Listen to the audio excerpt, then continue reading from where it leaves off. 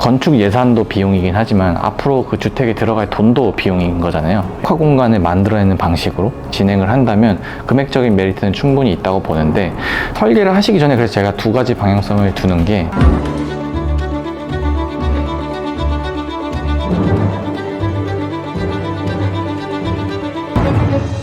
비용을 좀 줄일 수 있는 설계가 아니죠. 저희는 일단 건축주님들한테 이제 업무 이관을 받아서 설계 프로젝트를 진행을 하면 우선적으로 저는 두 가지 방향성을 드려요. 예산을 조금 투자를 하시되 인면적으로 좀 포인트가 되는 주택을 원하시는지, 아니면 기본에 충실한 가장 보편화되고 경제적인 주택을 원하시는지, 이게 두 가지 라인으로 진행을 하고 있고, 비용을 최대한 줄이기 위해서는 건축 예산도 비용이긴 하지만 앞으로 그 주택에 들어갈 돈도 비용인 거잖아요. 에너지 효율이라던가 그런 걸 다 고려했을 때 가장 적합한 평면은, 일단 인면에서는 직사각형 형태의 우육각 형태가 제일 기본적이고요. 건축물에 돌출 부위가 없어야 단열성이 조금 더 확보가 된다고 하죠. 이게 단열이라고 하면 목주택에서는 내부 공간을 하나의 단열재로 꽁꽁 싸맨다라는 개념인데, 돌출 부위가 있고 기역자 형태로 간다 그러면 그 돌출 부위에는 어쩔 수 없이 열교가 발생을 하기 때문에 이런 건 이제 에너지 효율에 영향을 주는 요소인 거죠. 기본적으로 경제적인 주택을 짓고 싶다라고 하면 저희는 일단 아파트 평면을 좀 많이 참고를 합니다. 왜냐면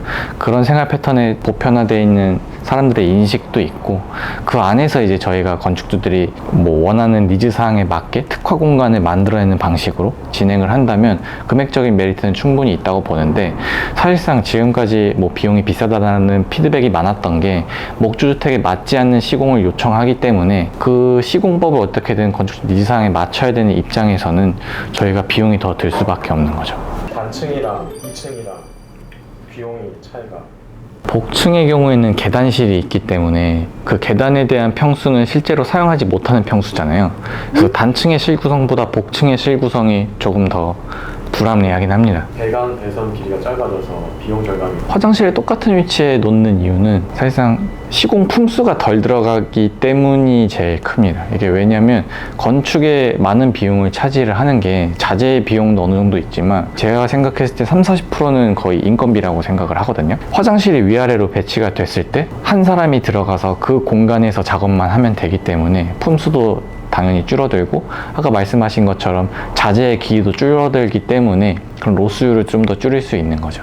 그리고 화장실 성능에 대한 효율도 되게 좋아요. 왜냐면 화장실이 2층에 생겼을 때는 목주택의 경우에는 벽체 매립을 하는 경우도 있지만, 보통은 PD 공간이라고 해서 배관이 내려오는 자리를 별도로 만듭니다. 나중에 이 배관이 터졌을 때 보수라던가 AS를 위함으로써 이제 저희가 PD를 생성하고 점검구를 생성하는데, 그 PD 공간을 화장실 안에서 사용할 수 있는 샤워 공간으로 활용을 할 수도 있고, PD 공간이 만약에 밖에 거실이나 주방에 있다고 하면 그만큼은 건축주님들이 이제 사용을 하지 못하는 공간인데, 그런 공간을 또 활용할 수 있는 게 욕실이나 다용도실 위치이지 않을까 싶습니다. 창도 일단 창에서 비용이 제일 많이 발생하는 부분은 창호 형태에 따라서 조금 다른 것 같습니다. 창호 형태는 아무런 기능이 없는 고정창이 제일 저렴하고요.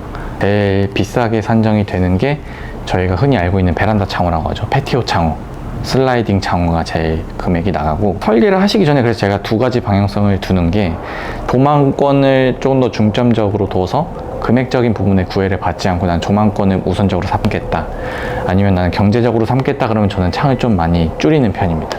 줄이긴 하는데 방마다 한 개 정도는 필수적으로 들어가야 되고, 그 안에서 조금 더 절약을 하기 위해서는 창호 형태나 종류가 제일 중요합니다. 전체적인 주택 가격에 줄어듭니다. 그렇게 크게 차지는 하지 않아요. 제가 지금까지 봤을 때 창호 금액이 형태에 따라서 금액 차이가 많이 났지 크기에 따라서 금액 차이가 크진 않았습니다. 예를 들어서 가로 길이 1800 정도의 창호와 1200 정도의 창호 금액을 비교한다면 100만 원 미만으로 떨어집니다. 제가 봤을 때는 한 40만 원 되지 않을까 싶습니다. Z22 같은 경우는 보면은 가구를 이용해서 이렇게 구분을 뒀잖아요. 비용의 절감이라기보다는 공간의 활용성과 조금 차이가 있을 것 같습니다. 어쨌든 이케아가 스웨덴 회사잖아요. 근데 스웨덴에서 이케아가 발전을 할 수 있었던 게, 스웨덴에 지어진 집들은 대부분 대공간으로 형성이 되어 있고 가구로서 그 형태와 기능을 변경을 하게 됩니다. 예를 들어서 거실을 안방으로 쓰고 싶어 하시는 사람도 있고, 아니면 안방을 프라이빗한 거실, 영화관처럼 사용을 하시고 싶으신 분들이 있잖아요.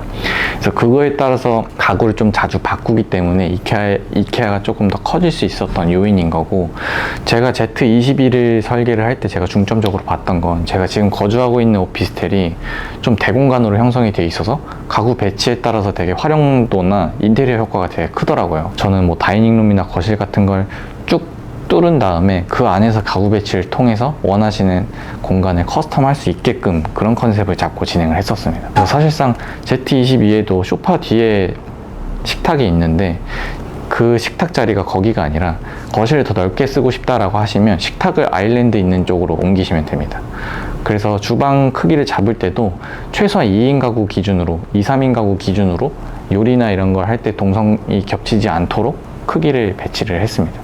계단의 위치에 따라서 가격은 어때요? 계단의 위치에 따라서 금액은 상관이 없는데, 내부 실 구성의 문제가 제일 큽니다. 계단이 한쪽 구석으로 몰게 된다면 계단 하부 창고를 사용하는 보일러실 같은 걸 활용을 할 수 있기 때문에 실제 사용하는 면적이 더 많아지고요.